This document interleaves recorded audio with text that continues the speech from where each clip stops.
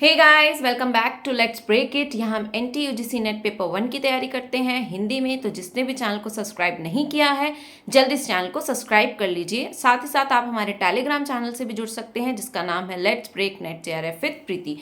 हमारी जो regular classes होती है पेपर 1 से रिलेटेड, जो भी क्लासेस होते हैं, जो भी सेशंस होते हैं, उसकी जो पीडीएफ है, उसके जो नोट्स हैं, फ्री ऑफ कॉस्ट आपको जो है इसी टेलीग्राम चैनल पर प्रोवाइड कराए जाते हैं। तो आप इस नाम से सर्च करेंगे तो आपको ये वहाँ पर मिल जाएगा और सब्सक्राइब कर लीजिए। और इसके साथ साथ मैं आपको इस वीडियो के डिस्क्रिप्शन बॉक्स में भी इसका लिंक जो है दे दूंगी। साथ ही साथ आप हमारे इंस्टाग्राम ग्रुप से भी जुड़ सकते हैं। वहाँ पर आपको रेगुलर अपडेट्स जो है प्रोवाइड कराई जाती हैं रिगार्डिंग आपके एग्जाम से रिलेटेड, पीएचडी, इसके बाद जो नेक्स्ट प्रोसीजर होता है आपका पीएचडी में एंट्रेंस का, पीएचडी में एनरोल का, उसकी भी जानकारी जो है, उसकी भी अपडेट जो है आपको दी जाती है हमारे इस चैनल पर। तो फटाफट से सब्सक्राइब कर लीजिए। वहाँ पर नीचे आपको दिख रहा होगा सब्सक्राइब का, वहाँ पर क्लिक कीजिए और जो है बेल आइकन है उसके ऊपर क्लिक कीजिए, जिससे कि आपको रेगुलर जो है नोटिफिकेशन मिलता रहे हमारी क्लासेस का। परिणाम उन्मुख बैच के अंदर आज हम बात करने वाले हैं किस चीज़ की। आज हम बात करेंगे पेपर 2 यानी कि हिंदी जो हमारा पेपर है पेपर 2, उसके बारे में डिस्कस करेंगे। और उसके अंतर्गत टोटल 10 यूनिट्स होती है और एक एक यूनिट का कितना वेटेज रहता है और कौन सी चीज़ मैंने आपको थंबनेल में जैसे कि आपने देख ही लिया होगा कि हमें क्या क्या डिस्कस करना है कि हर एक यूनिट को हम किस तरीके से ख़त्म करें, कैसे पढ़ें, कितना वेटेज रहता है हर एक यूनिट का, और साथ ही साथ क्या चीज़ें हम छोड़ सकते हैं।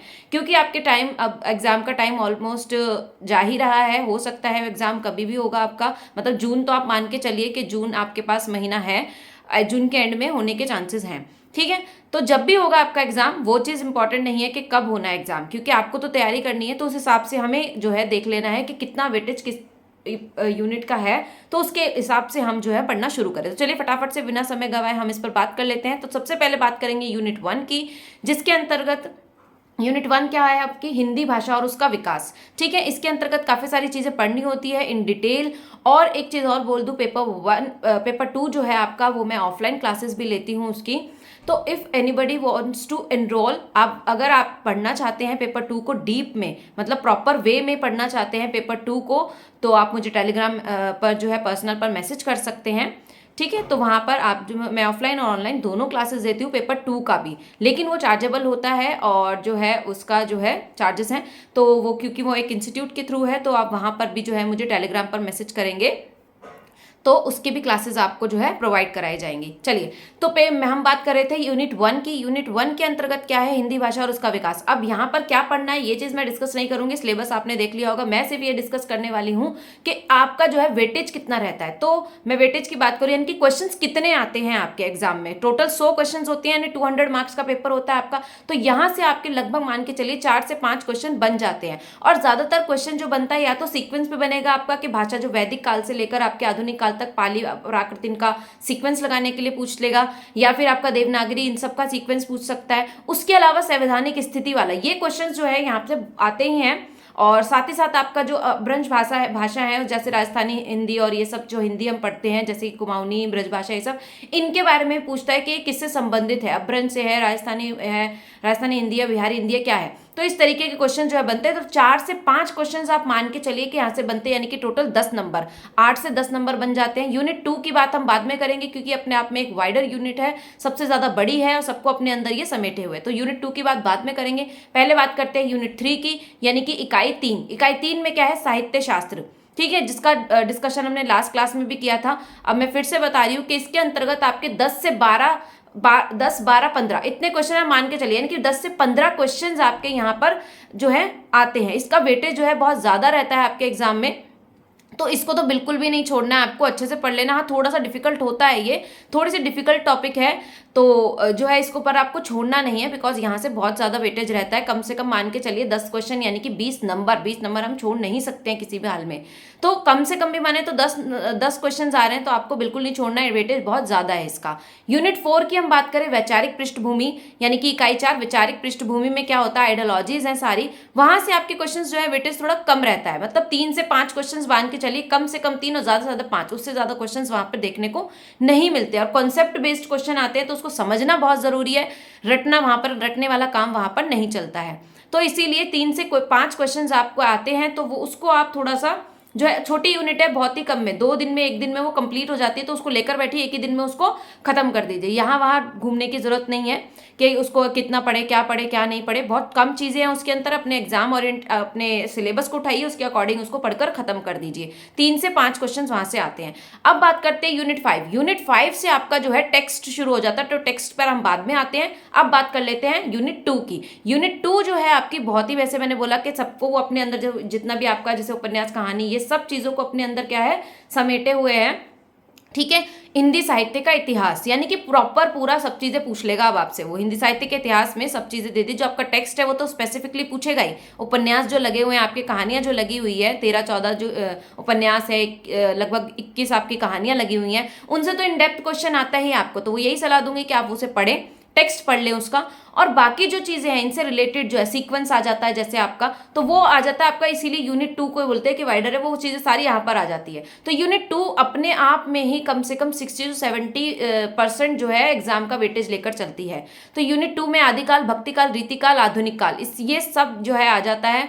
शुक्ल के बुक से पढ़ा है आपने तो बहुत अच्छा है, वहां से क्वेश्चन बहुत ज्यादा बनते हैं, बहुत ज्यादा क्वेश्चन दिए जाते हैं, लाइन टू लाइन क्वेश्चन आ जाते हैं। हिंदी साहित्य का इतिहास आचार्य शुक्ल की पुस्तक है। मैंने आपको पहले भी बताया था कि कौन सी बुक्स आपको पढ़नी चाहिए, उसी के अंतर्गत मैंने आपको ये बुक बताई थी। जो लोग पहले से पढ़ रहे हैं बहुत अच्छी बात है, लेकिन अभी जो एग्जाम पास में है और अभी टाइम भी नहीं है, तो उसको थोड़ा थोड़ा टाइम मिले तो आप उसे पढ़ना शुरू कीजिए, बिकॉज वो इंपॉर्टेंट है।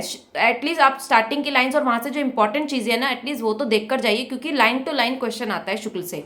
ठीक है, तो इसीलिए मैंने कहा कि जो है यूनिट 2 अपने आप में काफी वेटेज रख के चलती है। तो कम से भी कम माने तो 50% आपका एग्जाम का जो चीजें है वो सारी वहां से आ जाती है आपकी, क्योंकि आदिकाल अपने आप में एक पूरा प्रॉपर काल है। फिर भक्ति काल आ जाता है, वो भी बहुत सारी चीजें उसके अंतर्गत। फिर रीति काल में भी, और फिर आधुनिक काल तो अभी तक चल ही रहा है, उसको तो बहुत ज्यादा चीजें हैं उसके अंतर्गत। ठीक है, अब आ जाते हैं हम अपने टेक्स्ट पर। टेक्स्ट पर हम बात करें तो सबसे पहले यूनिट 5 यानी इकाई 5 क्या है आपकी, काव्य यानी कविता। कविता में आपकी चारों चीजें दी हुई है, वही आदिकाल से रिलेटेड है, भक्ति काल की कविताएं, फिर आपकी रीति, और फिर आधुनिक कविताएं दी हुई है। तो यहाँ से काफी क्वेश्चंस बनते हैं। और आजकल क्वेश्चन कैसे पूछता है, आजकल क्वेश्चन पूछता है उनके अर्थ वाला, है ना। सिर्फ ये नहीं पूछता है कि लाइन दे दी और पूछ लिया कि भाई ये किसका है, किसकी कविता है, ये भी पूछता है। वो आधुनिक में पूछता है, जो कि थोड़ा डिफिकल्ट हो जाता है। और जो आपकी चीजें, आपका जो पोएम का दे दिया, एक पैराग्राफ दे दिया या फिर एक स्टेंजा दे दिया आपको, और उसमें से पूछेगा, उसका अर्थ पूछ लेता है, उसमें कौन सा अलंकार यूज हो रहा है ये पूछ लेता है। तो काफी अच्छा जो है आपका लेवल अप एग्जाम का बहुत ही हाई हो गया। उसके अकॉर्डिंग आपको पढ़ना है, अगर आपको अपनी जगह जेआरएफ में बनानी है तो। ठीक है, यूनिट 6 की बात करें तो उपन्यास है आपका यूनिट 6, और उसमें 13 से 14 लगभग आपके उपन्यास लगे हुए हैं। उसमें से भी आप मान के चल सकते हैं सीक्वेंस वाले क्वेश्चन ज्यादा आते हैं आपके, सीक्वेंस पूछा जाता है और उनके पात्र पूछे जाते हैं, यानी कि इनका सीक्वेंस लगाओ। जैसे कि आपका भगवती चरण हो गया, और बहुत लोग हैं जो जिनका भी, जैसे प्रेमचंद हो गया और आपका जयशंकर प्रसाद हो गया, इनके उठा लिए और इनका क्या बोला कि इनको क्रम में लगाइए। क्रम वाले प्रश्न बहुत ज्यादा आते हैं टेक्स्ट की तरफ से, यानी कि यूनिट 6, 7, 8, 9 और 10 से क्रम वाले क्वेश्चन बहुत ज्यादा पूछे जाते हैं। और दूसरा क्वेश्चन आता है इनके संवाद और पात्र वाला।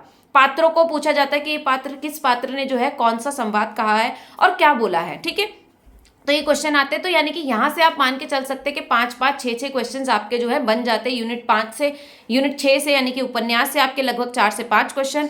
यूनिट जो है 7 है आपका कहानी है। कहानी अच्छा है, कहानी से भी काफी सारी चीजें आती हैं आपकी, पूछता है पात्र वही सेम, टेक्स्ट से सेम सिमिलर चीज चलती है, क्रम पूछता है कहानियों का, और राइटर्स का क्रम पूछ लेता है, लेखकों का, और इसके अलावा संवाद पूछ लेता है कि कौन सा संवाद किस कहानी, नाटक, उपन्यास या निबंध से संबंधित है, या फिर वो संवाद जो है किसके द्वारा बोला गया है। ठीक है, तो वही 4 से 5-6 क्वेश्चंस अपने आप में लेके चलता है। और कहानी और ये सब कई बार 10 क्वेश्चंस भी आ जाते हैं इनसे। तो आप थोड़ा सा ध्यान रखेंगे, इनका सीक्वेंस क्रम जरूर याद कर लेंगे। और क्रम याद करने का तरीका उपन्यास का मैंने बताया था कि आपको कैसे करना है, कहानी बनाकर कीजिए। जिसने भी वो वीडियो नहीं देखी है तो जरूर वो वीडियो देखिए, जो कि हमने करा था कि उपन्यास को किस तरीके से आप याद कर सकते हैं। आप सबने, जिन्होंने भी देखी, उसे बहुत पसंद किया है वीडियो को और सबको समझ में आया है। आई होप आपकी उससे हेल्प जरूर हुई होगी, और मैं इसी तरह आपकी हेल्प के लिए कोशिश करती रहूंगी कि कुछ नई नई ट्रिक्स आपको जो है बताऊं, या जो मैंने यूज की थी अपने टाइम में वो जरूर मैं आपके साथ यहाँ पर डिस्कस करूं। तो जो आपको यहाँ पर वीडियो दिख रही होगी, आप इसके साथ जाकर जो है हाँ देख सकते हैं उपन्यास आप किस तरीके से याद करें। कहानी में भी आप यही ट्रिक यूज कर सकते हैं, वही सीक्वेंस में, मतलब आपको क्रम याद करना है तो उसकी कहानी बनाकर कर लीजिए। नाटक में भी ये ट्रिक यूज कर सकते हैं आप। तो ये चीजें हैं आपको आसान बनाने के लिए कि आप कैसे याद कर सकते हैं, क्योंकि आपको इतना याद करना है, बहुत ज्यादा मात्रा में है, उसको हम ट्रिक से याद कर सकते हैं, ठीक है ना। स्मार्ट वे होना चाहिए लर्निंग का। अगर आप उसे लेके बैठे रहेंगे तो वो होने से रहा तो बहुत मुश्किल हो जाएगा। तो ये आपका, मैंने अभी हमारा जो डिस्कशन था वो यही था कि कितना वेटेज किसका रहता है। होप आपको क्लियर होगा। फिर भी कोई डाउट होता है, कोई क्वेश्चन होता है तो आप मुझसे पूछ सकते हैं अपने कमेंट के थ्रू, अपने जो है टेलीग्राम ग्रुप पर जुड़कर मुझे पर्सनल मैसेज भी कर सकते हैं। तो ज़रूर कीजिएगा, मुझे अच्छा लगता है आप जब पूछते हैं, कुछ क्वेरी होती है तो चीज़ों को डिस्कस करना काम ही मेरा यही है। तो उसे ज़रूर पूछिएगा अगर आपका कोई भी डाउट होता है तो। और साथ ही साथ फटाफट से, अभी तक शेयर नहीं किया है तो वीडियो को शेयर कीजिए। और वीडियो अच्छी लगी और आपका काम इससे कुछ हुआ है, आपको कुछ हेल्प हुई है तो ज़रूर इसे लाइक भी कीजिए। लाइक नहीं करते, काफ़ी लोग देखते हैं, देख रहे हैं, समझ रहे हैं, पढ़ रहे हैं, लेकिन लाइक नहीं कर रहे हैं। तो ऐसा क्यों भाई? जब समझ में आ रहा है, पढ़ रहे हैं तो उसे लाइक भी कीजिए। एक लाइक आपका जो है उससे कोई वो नहीं हो रहा है, लेकिन ये चीज़ है कि वो बूस्ट कर रहा है, मोटिवेट कर रहा है कि हाँ लोग पसंद कर रहे हैं, समझ में आ रहा है। तो और अच्छा करने के लिए, जैसे कि परिणाम उन्मुख बैच को काफ़ी आप लोगों ने बहुत पसंद किया है, उसके लिए थैंक यू सो मच। इसीलिए मैं उस पर कंटिन्यूसली वीडियोस आपको दे रही हूँ, कंटिन्यूसली नई नई चीज़ें आपको वहाँ पर से प्रोवाइड करा रही हूँ। तो इसी तरीके से और भी आप मुझे इसी तरीके से सपोर्ट कीजिए ताकि नई नई चीज़ें आपको भी मिलती रहे और नए नए आइडियाज़ मेरे भी दिमाग में आते रहें। चलिए तो वीडियो को एंड करते हैं और फटाफट से चैनल को सब्सक्राइब कर लीजिए। मैंने बता दिया आपको, नीचे रेड कलर का सब्सक्राइब दिख रहा होगा, वहाँ पे जाके क्लिक कीजिए और बेल आइकन को भी प्रेस कीजिए। फटाफट से जुड़ जाइए चैनल के साथ। Thank you so much and take care.